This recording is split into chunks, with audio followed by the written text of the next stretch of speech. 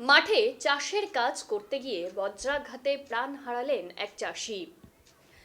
তাদের মধ্যে বেশ কয়েকজন মাঠে চাষের কাজ চলাকালীন বজ্রাঘাতে মৃত্যু দুই কৃষকের, আহত কমপক্ষে 10 জন। তাদের মধ্যে বেশ কয়েকজন গুরুতর জখম। বোলপুর সুপার স্পেশালিটি হসপিটালে ভর্তি তারা। বীরভূমের নানুনের ঘটনা এটি। নিহতের পরিবার ও আহতদের খোঁজ খবর নিতে হাসপাতাল বীরভূম জেলা পরিষদের সভাধিপতি নানুরের তৃণমূল বিধায়ক উপস্থিত হয়েছেন। শনিবার সকাল থেকেই গোটা বীরভূম জেলা জুড়ে গুমটো একটা গরম ছিল। এক দুপুর গড়াতেই আকাশ চারিদিকে মেঘলা অন্ধকার হয়ে আসে এবং তার ফলে বজ্রাঘাত হয়, আর যার জেরেই 2 জন চাষির মৃত্যু এবং 10 জন আশঙ্কাজনক অবস্থায় হসপিটালে ভর্তি আছে।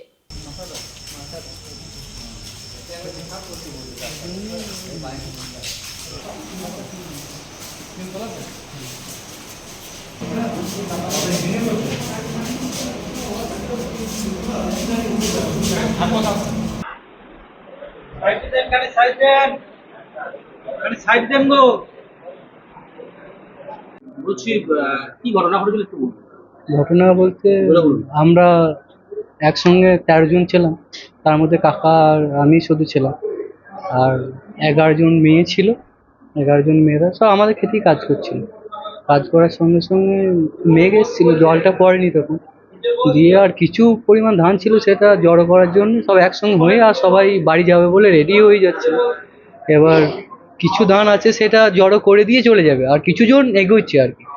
হঠাৎ আমরা ধান দিতে দিতে মানে আমি সামনে ছিলাম, যে মেয়ে ছেলেটা মারা গিয়েছে সে আমার পেছনে ছিল, আর আমার কাকা সাইডে ছিল। এবার সে মারা গিয়েছে কি করে আমি দেখতে পাইনি, কিন্তু আমি আমার মাথায় ক্লিক কাজ করে আমি সামনে পড়ে যাই, উল্টি পড়ে যাই সামনে। আমি উঠে দেখি যে কাকা একটু অসুস্থ, আর সে উবুড়ে পড়ে গিয়েছে।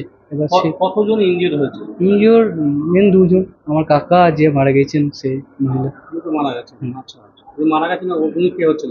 উনি আমার সম্পর্কে কাকিমাই ধরুন। কিভাবে হলো এটা বাজ করে? বাট কখন হলো এটা বলুন? ওইটা 3টে 5:10। টোটাল ইনজিওরের সংখ্যা 2 জন, একজন মারা গিয়েছেন আর একজন ভর্তি আছে। যিনি ভর্তি আছেন তিনি আমার কাকা। বিধায়ক সভাধিপতি তো এসেছেন, হুম। কি বললেন, কি কথা হলো? ওনার সঙ্গে সবই কথা হলো, আর ওনারা তো ঘরের লোক, হামেশাই আসে ওনারা, দেখা হয় কথা হয়, আর কোনো অসুবিধাতে আসে সাপোর্ট করে, আর যে কোনো বিষয়েই হেল্প করে ওরা।